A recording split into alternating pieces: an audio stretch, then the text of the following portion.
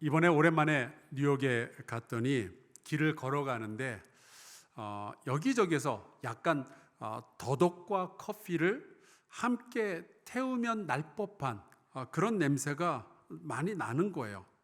근데 저를 이제 안내하던 목사님이 저한테 그러더라고요. 목사님, 이거 대마초 냄새예요. 그러더라고요. 뉴욕에서는 최근에 대마초가 합법화가 되어서 길거리에서 아무나 피우게 됐다는 거예요. 그래서 보면은 저기 쪼그려서 누가 이렇게 노숙자가 앉아 있는 거 보면은 대마초를 피우고 있는 겁니다. 기준이 바뀌니까, 법이 바뀌니까 이전에는 벌금 내고 감옥 갈 일이 이제는 아무것도 아닌 게 된 거죠. 혹시라도 높아지면서 말씀을 드리는데 제 이야기 듣고 뉴욕에 이번에 한번 가봐야 되겠다 하시는 분들께 말씀을 드립니다. 대한민국 국민은요, 이 법에 해당이 안 됩니다. 여러분 여전히 불법이고요. 다녀오셔도 공항에서 걸립니다. 5천만 원에 벌금이 5년이니까 꿈도 꾸지 마세요. 우리의 삶도 기준이 달라지면은 우리가 해야 하는 일들, 하지 말아야 할 일들이 정해지게 되죠. 기준이 없으면은 선도 없고 죄도 없는 거예요. 하지만 우리에게는 하나님께서 주신 기준이 있습니다. 그리고 그 기준의 기초가 되는 것이 바로 십계명이라는 말씀이죠. 우리가 그동안 첫 번째와 두 번째 계명에 대해서 말씀을 나누었습니다. 첫 번째는 나 외에 다른 신을 내게 두지 말아라. 두 번째는 너를 위하여 그 어떤 신상도 만들지 말고 절하지 말고 섬기거나 의지하지도 말라 하는 거였습니다. 다른 말로 이 두 가지 계명을 종합을 하자면 우리는 절대적으로 하나님 중심으로만 살아야 한다는 것이죠. 내가 너의 창조자고, 내가 너의 주인이고, 내가 너의 구원자이며, 내가 너의 아버지이고, 내가 너의 왕이니까 다른 것에 정신 팔리지 말고 나와 함께 걷자, 나와 함께 살자 하는 하나님의 강력한 초대가 이 십계명 처음 두 계명에 나와 있는 거예요. 예전에 제가 HER이라는 영화를 봤습니다. 먼 미래에 어떤 남자가 인공지능과 사랑에 빠지는 이야기예요. 이 인공지능도 이 남자를 사랑하게 됩니다. 그런데 한참 얘기가 진행이 되다가 영화의 결말 부분에 가서 보면은 이 사람이 인공지능에 대해서 아주 충격적인 사실을 알게 되죠. 아무래도 이 인공지능이 자기 말고 또 다른 누군가를 사랑하는 것 같은 거예요. 그래서 물어봐요. 너 나 말고도 또 다른 사람을 사랑하고 있느냐? 그랬더니 이 인공지능이 이야기를 하는 거죠. 자기가 지금 동시에 640명과 사랑하고 있다고. 그 순간 이 주인공이 질문을 합니다. 그런 게 사랑이니? 물론 영화의 이야기이지만 우리 모두에게 던져지는 질문이기도 해요. 우리가 하나님을 사랑한다고 하는데 하나님 앞에 서게 되면 아마 하나님이 이런 질문을 던지실지도 모르겠어요. 그게 사랑이었니? 하나님은 우리의 아버지이시니까 자녀된 우리 모두를 공평하게 사랑하시는 것은 너무나도 당연한 이야기죠. 하지만 우리가 그 하나님 말고도 또 다른 하나님 640개를 아버지로 여기거나 왕으로 섬기면서 사랑하거나 의지하거나 그러면은 절대로 안 된다는 것은 너무나도 당연한 이야기입니다. 그래서 하나님은 이 사랑의 이야기를 십계명에 녹아 놓으셨는데 오늘이 그 세 번째 시간입니다. 근데 죄송합니다만 오늘의 설교는 굉장히 난이도가 높을 것 같습니다. 그래서 혹시 설교 듣다가 중간에 잠이 든다든지 그러면 굉장히 위험할 수 있으니까 일단 설교가 시작이 되면은 끝까지 정신 바짝 차리고 들으시기를 바랍니다. 혹시라도 주무시게 되면 끝까지 주무시고 나중에 유튜브로 다시 한번 좀 보시는 게 좋겠습니다. 자, 이제 제3계명을 다시 한번 볼게요. 너는 내 하나님 여호와의 이름을 망령되이 일컫지 말라. 나 여호와는 내 이름을 망령되이 일컫는 자를 죄 없는 줄로 인정하지 아니하리라. 사람들이 저를 부르는 다양한 호칭들이 있습니다. 물론 이제 제 이름 황성수가 있지만은 목사라는 호칭을 쓰기도 하고요. 제 아들은 저를 아빠라고 부르기도 합니다. 미국에서 제가 목회할 때는 사람들이 저를 닥터 횡이라고 불렀어요. 대학교 다닐 때는 제가 매너가 매우 좋다고 붙여진 별명이 있었는데 매너 황이었습니다. 마찬가지로 하나님을 부를 때도요, 호칭이 성경에 굉장히 다양하게 등장하고 있습니다. 가장 처음으로 등장하는 하나님의 호칭이 창세기 1장 1절입니다. 제가 읽어볼게요. 태초에 하나님이 천지를 창조하시니라. 여기 나오는 이 하나님은 히브리어로 하면 엘로힘으로 되어 있어요. 그런데 이 엘로힘이라는 이름은 당연히 하나님을 부르기 위해서 사용된 것이지만 하나님에게만 쓰는 호칭은 아닙니다. 마치 제가 아빠이지만, 그래서 제 아들은 저를 아빠라고 부르겠지만 온 세상에 아빠가 저 하나는 아닌 것처럼요. 예를 들자면 10계명의 제1계명에 보면 이렇게 되어 있습니다. 나 외에는 다른 신들을 내게 두지 말지니라. 하나님도 창세기 1장 1절에 보면 엘로힘으로 불려졌지만 여기 나오는 다른 신들도 히브리어로 하면 또 엘로힘입니다. 그러니까 엘로힘은 하나님만을 위한 고유한 이름이 아니고 그냥 고대 사회에서 모든 신들을 부를 수 있는 그냥 일반 명사인 거죠. 너는 나 외에 다른 엘로힘을 두어서는 안 된다. 이 말씀은 너는 나 말고 다른 아빠를 두면 안 돼. 다른 왕을 두면 안 돼. 너는 나 말고 다른 남편을 두어서는 안 된다. 그런 말씀과 같은 맥락인 거예요.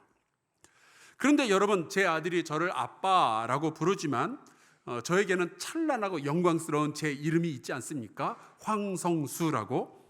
천지를 창조하신 하나님도요, 그 고유한 이름이 따로 있는 거예요. 그것이 바로 창세기 2장에 등장하는데 2장 4절입니다. 여호와 하나님이 땅과 하늘을 만드시던 날에, 이 여호와 하나님이, 이것을 히브리어로 읽으면은 야훼 엘로힘 이렇게 됩니다. 여기에 보면 드디어 이제 여호와 하나님이라는 이름이 나오죠. 제가 황성수라는 이름을 가진 아빠인 것처럼 하나님도 야훼라는 이름을 가지신 하나님이신 거예요. 그래서 이제 예레미야 33장에 보면 이런 구절이 나오는 겁니다. 이를 행하시는 여호와, 그것을 만들며 성취하시는 여호와, 그 이름을 뭐라고요? 여호와라 하는 이가 이와 같이 이르시도다. 자, 그런데 여러분 주의하실 점이 하나 있죠. 아마 눈치채셨을 텐데 성경에는 여호와라고 나오는데 저는 괄호 열고 야훼라고 자꾸만 써놨습니다. 이게 왜 그럴까요? 이야기가 굉장히 긴데 사실 여호와의 이름을 정확하게 어떤 식으로 발음하는지 우리가 잘 모르기 때문에 그렇습니다. 히브리어는 평상시에는 글로 기록할 때 모음을 쓰지 않고 자음만 씁니다. 그러면 이제 유대인들은 자음만 보고서도 대충 모음이 이럴 거다라고 붙여서 그리고 읽게 되는 거예요. 근데 사실 요즘 우리도 그렇습니다. 카톡이나 문자 보낼 때 그렇게 하죠. 제가 요즘 가장 많이 쓰는 것이 히읗입니다. 무슨 뜻인지 아시죠? 하하. 예, 좀 분위기 좋게 하려고 쓰는 겁니다. 그럼 키역 뭘까요? 크크크 아시네요? 이응 키읔 이응. 예, 너무 잘하시네요. 오케이. 제가 최근에 기역시옷이라는 문자를 받았어요. 뭘까요? 감사. 맞습니다. 그것처럼 하나님의 이름 여호와도요 4개의 히브리어 자음으로만 되어 있지만 이 제3계명이 하나님의 이름을 망령되이 부르지 말라고 하니까 유대인들은 이걸 좀 심각하게 받아들인 거예요. 그래서 하나님의 이름을 아예 안 부르거나 혹은 하나님이라는 이름 대신에 아도나이, 주님이란 뜻이죠. 아도나이라는 말로 대체해서 읽었던 거죠. 그러니까 여호와라고 쓰고 아도나이라고 읽어버린 거예요. 근데 그런 식으로 수백 년이 지나다 보니까 어느 날 이 여호와의 이름을 어떻게 발음하는지를 아예 잊어버리게 된 거죠.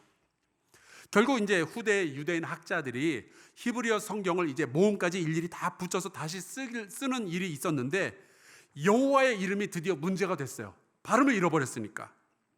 그래서 어차피 이렇게 써놔도 아도나이로 읽을 테니까 아도나이의 모음 아오아를 하나님의 이름에다가 그냥 하나님의 이름 자음에다가 붙여버린 거예요. 이게 어쩌다 보니까 유럽 사람들에게 여호와로 읽혀지게 되었고 그게 교회 전통으로 안에 굳어져서 오늘날 우리 성경에도 여호와로 인쇄가 된 겁니다. 하지만 여러 학자들의 연구 결과 아마도 야훼라고 부르는 것이 맞을 거다라는 것이 요즘에 정설이 되었어요. 자, 그렇다면 이 여호와 혹은 야훼라는 하나님의 이름의 뜻은 어떤 걸까요? 출애굽기 3장에 보면은 그 힌트가 나와 있습니다. 이제 광야로 도망쳤던 모세가 80살이 되었을 때 호렙산에서 가시떨기 나무에 불이 막 붙는데 바로 그 자리에서 하나님을 만나게 되죠. 하나님은 타도 사라지지 않는 불꽃의 모습으로 이제 모세를 만나십니다. 그리고 모세에게 말씀하시기를 너 이제 애굽으로 내려가라. 그리고 거기에서 이스라엘 백성을 데리고 나와서 내가 지시하는 가나안 땅으로 들어가라 말씀을 합니다. 그때 이제 모세가 물어보죠. 출애굽기 3장 13절. 모세가 하나님 엘로힘으로 되어 있어요. 하나님께 아뢰되 내가 이스라엘 자손에게 가서 이르기를 너희의 조상의 하나님 엘로힘입니다. 나를 너희에게 보내셨다 하면 그들이 내게 묻기를 그의 이름이 무엇이냐 하리니 내가 무엇이라고 그들에게 말하리이까. 그때 하나님께서 이렇게 대답을 하십니다. 출애굽기 3장 14절. 하나님 엘로힘인데요, 이 모세에게 이르시되 나는 스스로 있는 자이니라. 나는 스스로 있는 자이니라. 이것을 히브리어로 읽으면은 에흐예 아시엘 에흐예 이렇게 됩니다. 이 에흐예라는 동사에서 야훼라는 이름이 나온 것으로 우리가 추측을 할 수 있어요. 이번에 뉴욕에서 우리 스타인버그라는 분을 만났습니다. 이스라엘에 사는 유대인 크리스천인데 머리카락이 하나도 없는데도 자꾸만 자기가 쓰는 샴푸 이름이 궁금하지 않냐 그러면서 저에게 다가와서 말을 거는 굉장히 유쾌한 분이었어요. 근데 자기 이름 우리가 히브리어로는 나의 빛이라는 뜻이다 라고 하더라고요. 여러분 나중에 이제 자녀 낳으시거든 우리라는 이름 괜찮을 것 같아요. 나의 빛이라는 뜻입니다. 아주 좋은 이름이죠. 아마 여러분도 여러분들만의 찬란한 이름들이 있으실 거예요. 저도 성수, 서인성자에 빼어날 수, 거룩하고 빼어난 사람이 되라는 아버지의 기도가 담긴 이름을 가지고 있습니다. 근데 하나님의 이름은요 차원이 달라요. 나는 스스로 있는 자이니라. 세상에 어느 누가 이런 이름을 가질 수가 있겠어요? 우리는 다 어떤 거에 이렇게 의존해야만 살 수 있잖아요. 우리는 지구라는 땅에 의존하고 물을 마셔야만 살 수 있고 부모님이 계셔야만 이 땅에 태어날 수 있는 의존된 존재이잖아요. 그렇지만 하나님은요 스스로 계시는, 스스로 존재하시는 분이시죠. 이 하나님의 이름은요 감히 인간의 언어로는 그 깊이와 그 무게를 다 담아낼 수도 없어요. 히브리어로 예흐예, 이것은 존재를 뜻하는 동사입니다. 나는 존재하고 있다. 나는 나다. 나는 모든 존재의 근원이다. 나는 존재 그 자체다. 나는 그 어떤 것에도 의존하지 않는 존재다. 이런 뜻이죠. 근데 이 모든 것을 다 합친다 할지라도 그 하나님의 이름이 가지고 있는 그 거룩함과 영광을 드러낼 방법이 없는 거예요. 하나님의 이름에는요 그분의 존재가 설명이 되어져 있어요. 나는 존재한다라는 이름. 게다가 그 하나님의 이름에는 능력이 있잖아요. 그 하나님의 이름에는 권세가 있잖아요. 그 이름은 거룩하잖아요. 그 이름에 구원이 있고 그 이름에 은혜가 있잖아요. 그래서 민수기에 보면 이런 말씀이 나오죠. 그들은 이같이 내 이름으로 이스라엘 자손에게 축복할지니 내가 그들에게 복을 주리라. 여러분 근데 생각해 보세요. 왜 하나님은 모세에게 하나님의 이름을 알려주셨을까요? 왜 하나님은 여호와라는 이름을, 야훼라는 이름을 성경에다 이렇게 많이 기록을 해 놓으셨을까요? 이름을 부르라는 의미죠. 하나님의 이름 잊어버리지 말고 너희가 나의 이름을 불러라 라는 의미인 거예요. 나를 부르라. 그럼 내가 응답하겠다. 이 약속으로 하나님께서 우리에게 그 이름을 알려주신 거예요. 그러니까 하나님이 이름을 주시고 부르지 말라가 아닙니다. 부르라는 거예요. 그래서 우리는 하나님의 이름을 부르면서 예배를 드리고 있는 거죠. 시편에 보면 이런 말씀이 있습니다. 그 영화로운 이름을 영원히 찬송할지어다. 온 땅에 그의 영광이 충만할지어다. 아멘, 아멘. 우리는 하나님의 이름을 부르는 사람들이에요. 그리고 하나님은요 그 이름을 걸고 하시는 일들이 상당히 많이 있습니다. 왜냐하면 그분의 이름이 그분의 능력과 그분의 존재를 드러내니까. 그래서 이사야 48장에 보면은 이런 말씀이 있어요. 내 이름을 위하여 내가 노하기를 더디할 것이며 내 영광을 위하여 내가 참고 너를 멸절하지 아니하리라. 하나님은요 하나님의 이름을 굉장히 소중하게 여기십니다. 그 이름의 명예를 위하여, 그 이름의 가치를 위하여 참으시고 사랑하시고 용서하시고 기다리시는 분이 우리 하나님이신 거예요. 자, 그런데 여러분, 이런 좋은 게 있으면은 우리 인간들이 어떻게 할까요?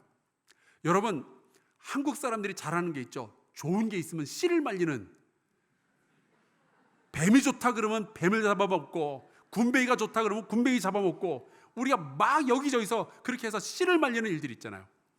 하나님의 이름이 좋다 그러니까 수많은 사람들이 이것을 자기 멋대로 사용하려는 욕망들이 생겨나기 시작하는 거예요.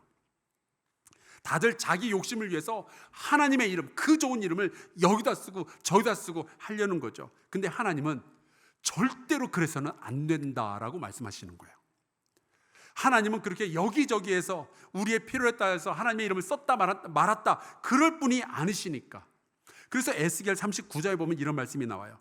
내가 내 거룩한 이름을 내 백성 이스라엘 가운데 알게 하여, 하나님께서는요 그 하나님의 이름을 저와 여러분에게 알게 해주셨어요. 왜 알게 하셨을까요? 이유가 나오죠. 다시는 내 거룩한 이름을 더럽히지 아니하게 하리니 내가 여호와 곧 이스라엘의 거룩한 자인 줄을 민족들이 알리라 하라. 여러분, 하나님이 우리에게 하나님의 이름을 알려주신 것은 하나님의 이름이 더럽힘을 받지 않게 하려고 그렇게 하신 거예요. 하나님의 이름이 여기저기 마치 화장지처럼 아무렇게나 쓰이고 아무데나 버려지는 것을 하나님은 절대로 원치 않으시는 거죠. 왜냐하면 그 하나님의 이름이 워낙에 무게가 있고 워낙에 강력하고 워낙에 위대하고 워낙에 권세가 있는 이름이니까. 근데 여기 나오는 이 망령되이 일컫는다 할 때 이 망령되다라는 히브리어가 샤베라고 하는데, 이거는 헛되다, 비어있다, 가치 없다, 거짓되다 이런 뜻입니다. 그러니까 이 말은요, 하나님의 이름을 아무 데서나 오용해도 안 되고 남용해서도 안 되고 악용해서도 안 되고 그리고 도용해서도 안 된다라는 뜻이 되는 거예요.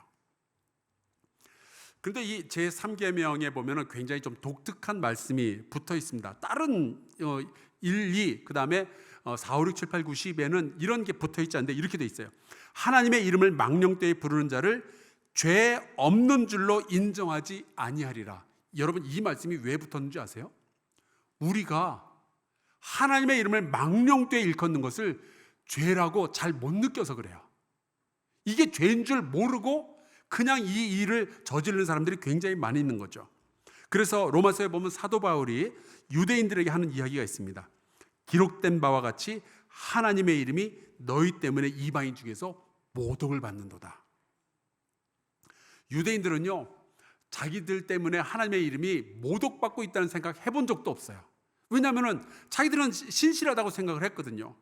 얼마나 하나님을 존중하는지 하나님의 이름이 나오면 아예 발음을 안 하거나 아도나이로 바꿔서 부르거나 그럴 정도였잖아요. 그런데 그들의 언어와 그들의 생각과 그들의 행실은 하나님을 모독하는 일들을 했던 겁니다. 저는 이 말씀을 묵상하는 가운데 너무 걱정이 되었어요. 나는 혹시 우리 성도들은 자기도 모르는 사이에 이 하나님의 이름을 망령되이 부르고 있는 것은 아닐까? 하나님의 영광을 혹시 우리가 우리의 삶과 언어로 지금 가리고 있는 것은 아닐까? 특별히 유대인들이 가장 취약했던 부분이 외식하는 거였습니다. 겉으로는 되게 신앙이 좋은 척하지만 그 속으로는 모든 악한 생각들을 하면서 살아가는 거죠. 길거리에서는 소리를 내면서 기도도 할 수 있지만 결국 내 형제를 용서하거나 사랑하지도 못하는 거예요. 그게 하나님의 이름을 헛되고 가치 없게 만드는 일인 것을 이들은 몰랐던 거죠. 여기에 대해서 예수께서 하신 말씀이 있습니다. 마태복음 15장, 외식하는 자들아, 이사야가 너희에 관하여 잘 예언하였도다. 일러스되 이 백성이 입술로는 나를 공경하되 마음은 내게서 멀도다. 사람의 계명으로 교훈을 삼아 가르치니 나를 헛되이 경배하는도다 하였느니라. 특별히 이 고대 사회에서는요, 신의 이름을 부르는 행위는 그 신을 조종할 수 있다라는 생각을 반영하고 있어요. 예를 들어서 바알의 이름을 계속 반복해서 부르거나 아세라의 이름을 반복해서 부르면은 그 신을 내가 내 뜻대로 움직일 수 있다라는 약간 주술적인 생각입니다. 이게 열왕기상 18장에 나와요. 여기 보면 이제 갈멜산에서 엘리야하고 이제 우상 숭배자들이 대결하는 장면이죠. 여기서 이제 우상 숭배자들의 이야기가 이렇게 되어 있습니다. 그들이 받은 송아지를 가져다가 잡고 아침부터 낮까지 바알의 이름을 불러 이르되 바알이여 우리에게 응답하소서 하나 아무 소리도 없고 아무 응답하는 자도 없으므로 그들이 그 쌓은 제단 주위에서 뛰놀더라. 10계명의 제3계명은 바로 이런 우상의 문화, 애굽에서 400여 년을 살면서 이러한 문화에 익숙해진 사람들이 여호와의 이름을 부르면서 뭔가 하나님을 지배하고 혹은 조종하려고 시도하는 것을 하나님이 처음부터 막아버리신 거예요. 너희는 절대로 그럴 수 없다. 이러한 문화는 여러분 근데 인류 역사에서 사라지질 않습니다. 사도행전을 보면 이런 말씀이 나와요.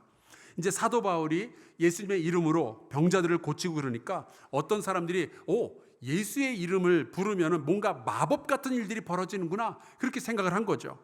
그래서 예수의 이름을 오용하는 이야기가 나옵니다. 사도행전 19장. 이에 돌아다니며 마술하는 어떤 유대인들이 시험 삼아 악귀 들린 자에게 주 예수의 이름을 불러 말하되 내가 바울이 전파하는 예수를 의지하여 너에게 명하노라 하더라.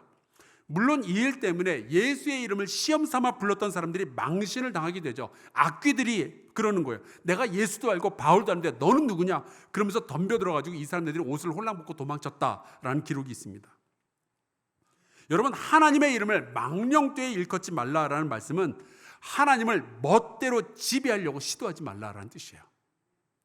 하나님이 우리를 다스려야지 어찌 우리가 하나님을 다스릴 수 있겠느냐라는 뜻입니다.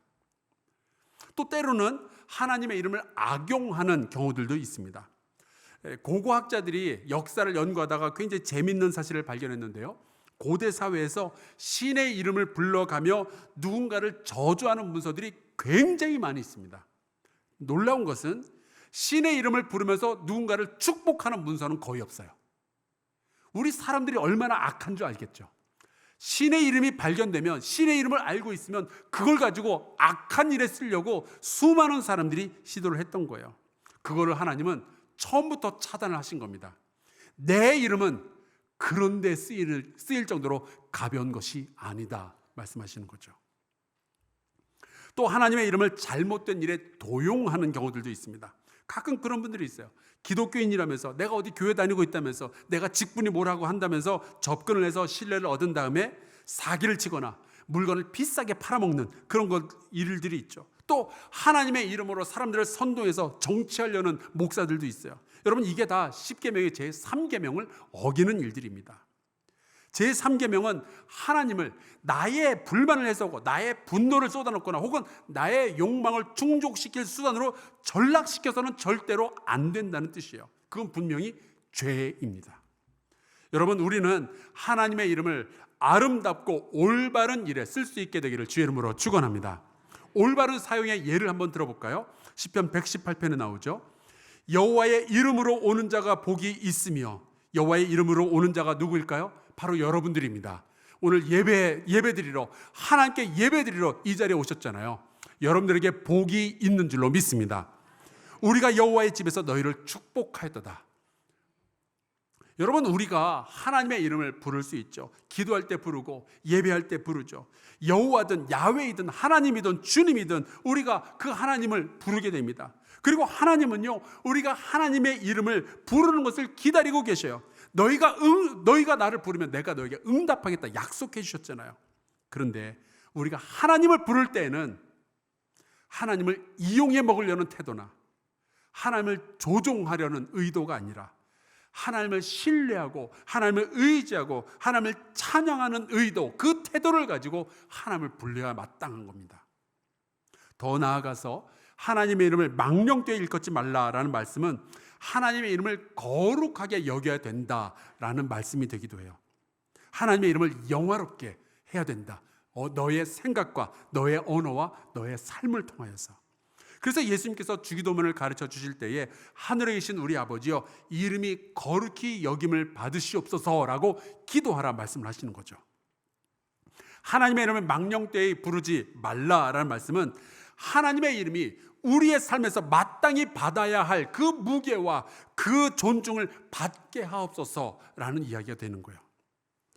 이 10계명의 제3계명이 오늘날 우리에게 가장 긍정적이고 적극적이고 생활 밀착형으로 표현된 말씀이 마태복음 5장에 있는데요. 중요한 말씀이니까 함께 목소리 합하여서 읽겠습니다. 시작. 이같이 너희 빛이 사람 앞에 비치게 하여 그들로 너희 착한 행실을 보고 하늘에 계신 너희 아버지께 영광을 돌리게 하라. 아멘. 여러분, 우리 예수 믿는 사람들이 자기 욕심만 차리면 우리만 욕먹는 것이 아니죠. 우리의 아버지, 우리의 왕 되신 하나님의 영광을 가리게도 되는 겁니다. 예수 믿는 사람들이 함부로 약속을 잡거나 혹은 그 약속을 깨뜨리게 되면 그것이 또한 하나님의 이름을 망령되이 일컫는 일이 되는 거예요. 여러분, 여러분이 교회 다니는 거 사람들이 알고 있잖아요. 그럼 여러분 이미 늦었어요. 여러분은 하나님의 이름을 지닌 자가 되어 있습니다. 그렇다면 여러분이 해야 할 일은 너무나도 분명해지는 거예요. 하나님의 이름이 망령되이 일컬어지지 않도록, 하나님의 이름이 거룩함을 받도록, 하나님의 이름이 영화로우심을 받도록 여러분이 매사에 조심하고 그렇게 실천을 해야 되는 거죠. 특별히 여러분이 집사, 권사, 장로가 되면서 지키기로 했던, 하나님 앞에서 지키기로 했던 모든 약속들 꼭 지킬 수 있기를 주의 이름으로 축원합니다. 왜냐하면 이것은 십계명의 제3계명에 기록된 일이거든요. 더 나아가서 우리는 예수 그리스도를 진심으로 믿을 때에 우리는 하나님의 이름을 거룩하고 영화롭게 할 수 있습니다. 왜냐하면 예수 그리스도는 이 땅에 오신 하나님의 바로 그 존재이니까요. 예수의 이름이 임마누엘 아니겠어요? 우리와 함께 하신 하나님 아니겠어요? 그 하나님을 믿는 것이 하나님을 영화롭게 하는 일이죠. 빌립보서에 보면 이런 말씀이 있습니다. 모든 입으로 예수 그리스도를 주라 시인하여 하나님 아버지께 영광을 돌리게 하셨느니라. 예수 그리스도를 나의 주님이라고 시인하는 것, 그것이 그 예수를 우리에게 주신 하나님의 이름을 거룩하고 영화롭게 하는 일이죠. 반대로 그 예수를 주님이라고 고백하지 않는다면, 그 예수님을 주님으로서 우리가 인정하고 그분에게 순종하지 않는다면 그것은 하나님의 영광을 가리는 일이 될 거고 그것이 바로 죄가 되는 겁니다. 사랑하는 성도 여러분, 요즘 여러분이 하시려고 하는 그 일이 가정에서 혹은 관계 가운데서 혹은 직장에서 하려고 하는 바로 그 일이 하나님의 거룩함을 드러낼 것인지 꼭 확인해 볼 수 있기를 주의 이름으로 축원합니다.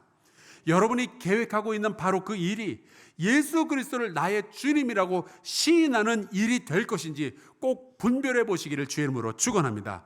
내가 하나님의 이름을 맡은 자로서, 하나님의 이름을 알고 있는 사람으로서 내가 하나님의 이름을 과연 올바르게 부르고 있는지 확인해 볼 수 있기를 바랍니다. 십계명의 제3계명은 우리에게 이러한 기준을 새롭게 주고 있는 거예요. 하나님은 사랑이시고 하나님은 친근한 분이시지만 우리가 함부로 대할 수 있는 분은 결코 아닌 거죠. 그분의 이름을 지닌 우리는 정말 성실하고 정직하게 이 땅에서 하나님의 백성으로서 삶을 살아내야만 합니다. 그분의 백성이 된 우리는 더욱 고귀한 삶을 살아야만 하는 거죠. 하나님을 우리의 이익의 도구로만 이해해서는 결코 안 되겠습니다. 특별히 21세기를 살아가는 우리 시대의 대한민국 성도들을 향한 사도 바울의 경고의 말씀이 있어요. 디모데전서 6장입니다. 마음이 부패하여지고 진리를 잃어버려 경건을 이익의 방도로 생각하는 자들의 다툼이 일어나느니라. 경건을 이익의 방도로 생각하는, 바로 그것이 우리가 가장 경계해야 되는 부분이에요. 하나님의 이름을 부르는 것이 하나님과의 깊은 교제를 위한 것이 아니라 그저 하나님의 이름을 통해서 나의 이익을 취하려고 하는 순간 우리는 죄 없다 할 수 없는 상태가 되는 거죠. 여러분, 놀랍게도 살인하지 말라 말씀하신 그 하나님이 내 이름을 소중히 여겨달라라고 우리에게 부탁을 하고 계십니다. 함부로 하나님의 이름을 사용하지 말아달라고 명령하시는 거죠. 여러분, 우리의 행동이나 우리의 생각에서, 우리의 언어에서, 혹은 우리의 가정이나 우리의 일터에서 늘 하나님의 이름을 영화롭게 하며 하나님의 이름을 가진 자로서의 명예롭고 거룩한 삶을 우리 모두가 살아낼 수 있기를 주의 이름으로 간절히 축원합니다. 우리 함께 찬송 부르고 기도하겠습니다. 찬송가 20장인데요. 큰 영광 중에 계신 주, 우리가 찬송하겠습니다. 여러분, 우리가 하나님은 우리에게 복을 주는 분이시지만 하나님의 이름을 알고 있다는 것 그 자체가 어마어마한 복이지만 하나님은 여전히 우리의 왕이시고 우리의 창조 주인이십니다. 그 거룩한 분을 우리 함께 찬송하고 같이 기도하도록 하겠습니다.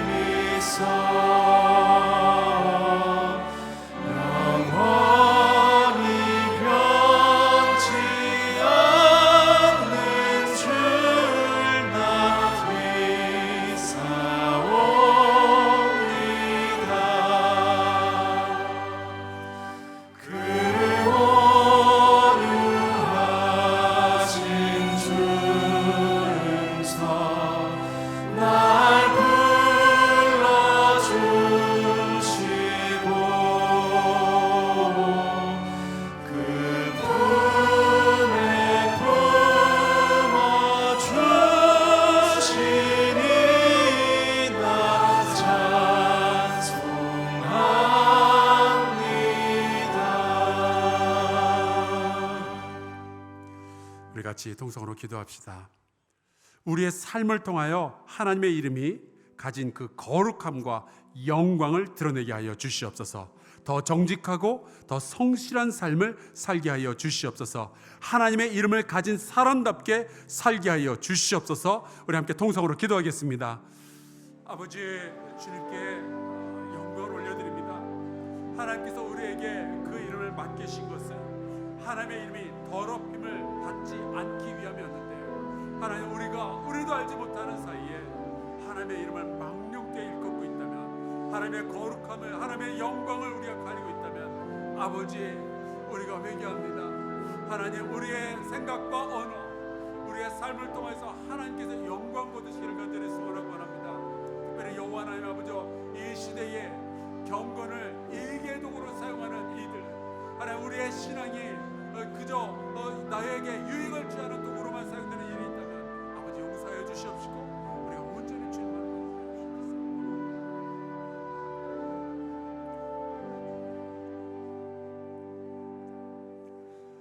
살아계신 하나님, 십계명을 통하여 우리에게 삶의 기준을 정해주시니 감사합니다.